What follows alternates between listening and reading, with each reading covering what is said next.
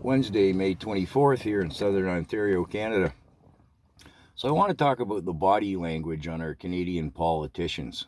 I'll get in particular to Chrystia Freeland, our Deputy Prime Minister, and Minister of Finance, but she's busy sitting on the board of directors at the World Economic Forum mostly, and Rachel Notley running with the NDP for the leadership of Alberta.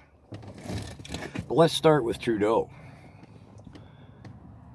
He does most of his talking standing, but you can catch him out when he's sitting down because his body language betrays him.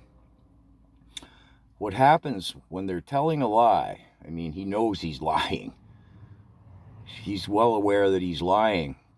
And when he'd be kind of just subtly nodding his head to make a point, as any one human being does.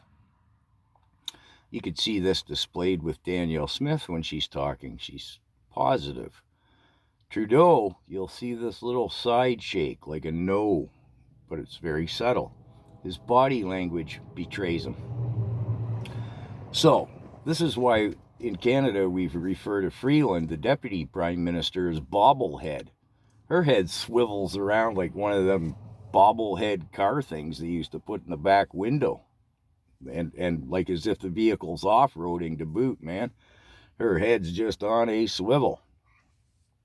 And if you watch, when she stands up in Parliament to answer, or when she's sitting at any committee answering anything, her head is always tilted to one side, quite distinctively, because this prevents nodding, be it a negative nod or, well, you're never going to see a positive nod from a Liberal because they're always lying. But it's her head tilt, Freeland's, is quite distinctive. And you see the same body language in Rachel Notley. When questioned, I should face square to the camera, when questioned by the press, you can see their heads start to tilt and go down because they know where the question's going and they know they're going to have to lie. So the head comes down. Do they teach this at the Young Global Leaders program course?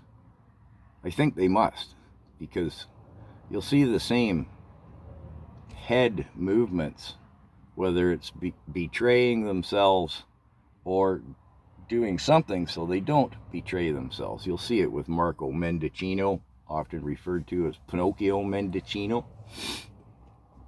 You'll see it in them all. So anyways, I just wanted to point that out. And what sort of inspired the video was I was watching the Celtic Canucks video where she analyzed, if you will, the debate between Rachel Notley and Danielle Smith. And she pointed out some things I'd missed because I hadn't done my psychological thing that I often do when I'm watching them. But the Celtic Canuck pointed out they put Notley up on a box, on a pedestal, so she's the same height as Smith. Put her in the dominant position on the right-hand side of the screen and gave her a better background and better lighting than Smith. Well, of course, it was hosted by the mainstream media. So, good work to the Celtic Canuck. As always, I'm a big fan of hers. She does her homework, and I like her commentary. She's not shy about what she says. And she commented on one of my videos recently. I was quite flattered that she even watches my videos.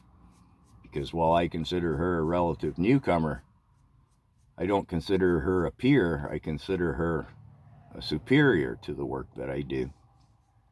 But it was the body language.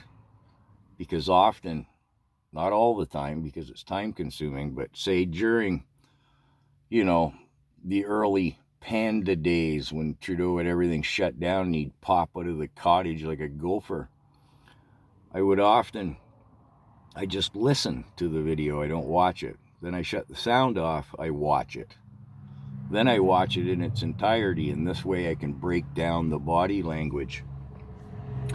And then I go back a fourth time and watch the comments, and boy, have they changed over the last 3 years. There's a lot to be garnered when you watch the comments on whatever, whether it's Trudeau's announcement or what's his name, David Johnston's right now. You watch the comments, you get a real take for the public opinion of things. And just before I go, I want to plug Stuttering Bob. Stuttering Bob, they shut his channel down. You know why? Censorship. So he restarted. So he's back up as Stuttering Bob. So if you'd go there and give him a like and a subscribe, he does reposts mostly. And he does some good stuff. So yeah, give Stuttering Bob a hello. And if you're not following the Celtic Canuck, I highly recommend her. Sorry, I couldn't resist.